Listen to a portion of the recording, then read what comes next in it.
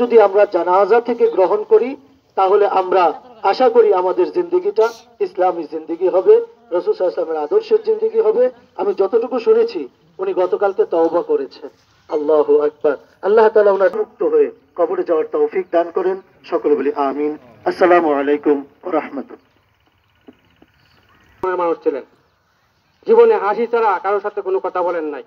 এরপরেও মানুষ ভুল ত্রুটির ঊর্ধ্বে নয়। যদি কোনো রকম কথাবার্তায় আচার আচরণে আপনাদের কারো মনে কোনো কষ্ট দিয়ে থাকে তাহলে আল্লাহ আজকে মাফ করে দেবেন। ছিল আমার সিদ্দিক চাচার, উনি সবসময় মুখে একটা না একটা কিছু খাবার খেতেনি। যে দোকানে বসতেন কিছু না কিছু খাবার খেতেন। সেই হিসাবে যদি কারো দোকানে কোনো রকমের লেনদেনই থাকে আল্লাহর হস্তে আপনারা জানাবেন, আমরা দেওয়ার চেষ্টা করব।